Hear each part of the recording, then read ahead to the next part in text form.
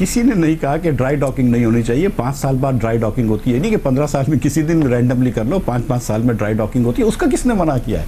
आप dry docking तो 5 साल से ज़्यादा हो गए, आप उसको इफिशिएंटली कर लेते। जिस दिन आप कनर पोशाकी कर रहे हैं उस दिन नहीं करते। जो दूसरी बात कर रहे हैं वो फिर गलत फरमा रहे हैं। आज इनके जो वजीर है ताबिश गौर साहब, जो कि दोनों डिवीजन चलाते हैं एक्चुअली नदीम बाबर के बाद पेट्रोलियम, आज उन्होंने हुक्म सरजद किया है पोर्ट कासिम में जाकर कि कल से जो पीजीपीएल का टर्मिनल है उससे 750 लेंगे।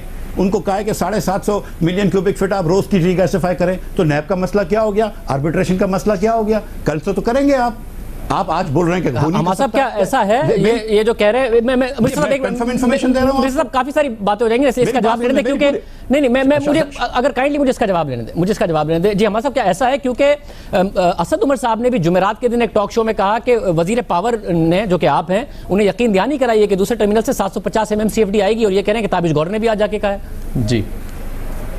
जी कल मेरी परसों हमारी पेट्रोलियम डिवीज़न में ताबिश गौर साहब भी वहाँ मौजूद थे। इस पे बात हुई और हमने ये फैसला किया कि कानूनी इससे मशवरा लिया जाए और देखा जाए कि अगर इसको मौजूदा लिटिगेशन के बावजूद, मौजूदा नैब के मसाइल के बावजूद इसको लाया जा सकता है तो इसको एक्सपेडाइट करा दिया जाए। उससे हमें कोई 100 से 150 MMCFD का फ़ायदा हो सकता है। लेकिन कल तक अभी तक क्लियर नहीं था कि उसके ऊपर कानूनी कोई रास्ता निकला है कि नहीं। अगर ताबिश गौर साहब कह रहे हैं कि कानूनी रास्ता निकल आया तो बड़ी अच्छी बात है। गैस की शॉर्टेज जो है वो 10-15% और कम हो जाएगी। अगर नहीं हुआ तो हम इस तो मैं वज़ीर तवानाई को ये इन्फॉर्मेशन देता हूँ। मैं खुदा न खास्ता ये नहीं कह रहा हूँ कि वो झूठ बोल रहे थे, लेकिन उनकी बात गलत थी। ये आर्बिट्रेशन का कोई मसला नहीं, आज उन्होंने कहा है और कल से वो 750 हो जाएगी। मैं यही गुजारिश कर रहा हूँ कि 750 आप कर रहे थे, मेरा कोई इंटरेस्ट नहीं है। आप जो एम्प्लॉय झूठ कर रहे थे कि वो थर्ड पार्टी एक्सेस की, आप ले लीजिए गैस। आप वो सिकोया 900 का आया उसको चला लीजिए। आप लोग देखें ना, मेरी बात सुने। सर्दियों के अंदर आप कहते हैं कि नवाज शरीफ ने बहुत ज़्यादा बिजली लगा दी। गर्मी में आप होते हैं यार इंतजाम नहीं किया गैस का। गर्मी में कुछ और कहते हैं, सर्दी में कुछ और कहते हैं। हर थोड़े दिनों बाद वजीर चेंज हो जाता है। ये जैसे कि जैसे वो नए वजीर आए आपके फाइनेंस के, वो बोलते हैं पिछले वालों ने बेड़ा गर्क कर दिया। अब बेसिकली आप तो बड़ा दिल रख रहे हैं तो नदीम बाबर के बारे में ये कह नहीं रहे। लेकिन मुझे ये बताइए कि आप लोग जो गैस खरीद रहे हैं, PTI वाले वो $12 की खरीद रहे हैं LNG, और जो मुस्लिम लीग वाले कॉन्ट्रैक्ट करके गए हैं वो $7-8 का है। अगर ये हकीकत नहीं है तो मुझे बता दीजिए, मैं गलत कह रहा हूं तो इसका $4 जो एक्स्ट्रा आप लोग दे रहे हैं ये आपकी नाअहली है या नहीं है? कम से कम करप्शन की बात नहीं कर रहा हूं। उसके बाद क्या कोविड के ज़माने में आपको $3.70 की कॉन्ट्रैक्ट गैस ऑफर नहीं हुई थी 3 साल के लिए? जो गैस को आज $12 की ले रहे हैं, जो अगला आपको 18% ब्रांड का आया है जो आप $14 की लेंगे, क्या आपको $3.70 में ऑफर नहीं हुई थी?